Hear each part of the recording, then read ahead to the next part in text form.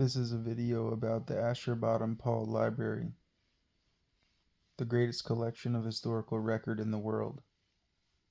That their lineage went back to somewhere that they thought was very important.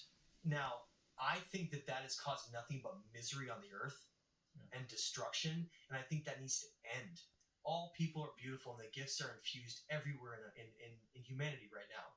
And I think it's more about exploring those mysteries and when they came from, and rather let's move past and worrying about where the genetics went because they're everywhere. Everybody has it infused in them, and let's let that silly old hierarchy of some feeling like they're better over others. Let's let that silliness go because that's controlled us for a long time. Thank you for honing that in. And a lot of people watching this right now, including myself, are fascinated with learning. And we go to bookstores and we get all these books, but I wanted to shed light on a very special library found in 1849. Ashurbanipal Library. You said it's the most precious source of historic material in the H.G. world. Wells. H.G. Wells, right? One of the greatest writers we know. Imagine a quote that nobody knows about, who from one of the most famous writers who literally said that. For anyone doesn't know, thank you for saying that. H.G. Wells said, after studying that library, called the Ashurbanipal Library, found in 1849 in Iraq in a place called Nineveh, which today is called Mosul. The greatest library ever known. That doesn't come from my words. H.G. Wells said it's the greatest collection of historical material in the world from the Ashurbanipal Library. Now, think about Atlantis, the knowledge of Atlantis coming from the Temple of Sais, but the Temple of Sais is destroyed and lost, so we don't have that anymore. The Library of Alexandria was burned down multiple times. It's actually burned down twice, so people don't know.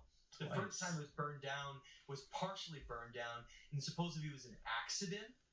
I know people are going to call me out. They'll be like, well, if you look at it, they say that Caesar was fighting a war against the Egyptians, and like some of the fire from that fight from arrows and stuff accidentally landed on the archives and on the library, and parts of it was accidentally burned. I'm so sorry that happened. And then, of course, the mysterious results burned down the ground after that, and that was another accident, or that was accidental. I don't know, but it's because no one wants to take credit in history for burning one of the most important libraries to the ground, right? But seriously, though, as important as the Library of Alexandria was, the Library of Ashurbanipal, I think, was more important because it contained more ancient records. It had to. If you have paper, which the Library of Alexandria was like all paper, basically. Paper lasts 500 to 1,000 years in the best conditions possible. That means you'd have to keep rewriting it over and over again, and that gets challenging. If anyone's ever played the phone game when you're a kid, you can imagine how that works out. But that means that you have to have another way to leave a message, right? Well, how would you do that? Well, you would have to use cuneiform to etch in a way to preserve a message that could not last 500 to 1,000, but how about 5,000 years or 10,000 years, depending on how it was taken care of. So there you all automatically have a whole different kind of record keeping, something that can last a lot longer than the others. And that is exactly what the Ashurbanipal Library was. It was more than 40,000 cuneiform tablets that basically gave us the greatest historical look at our past that we'd ever had. And when the Sumerian language was cracked with the Epic of Gilgamesh. Now remember, there's other versions of that. There's an Akkadian and Babylonian version of that too. Not the same language. Just because something is written in cuneiform, that's not a language, it's a writing style. Okay? So there's different languages that use that. It's a writing style because it's the only writing style. I want to point that out. How else would you, unless you're using like crystalline technology to somehow embed into like a megalith that has a lot of silica, the only other way you're going to be able to leave a message is going to be etching into cuneiform or etching into stone like the Code of Hammurabi.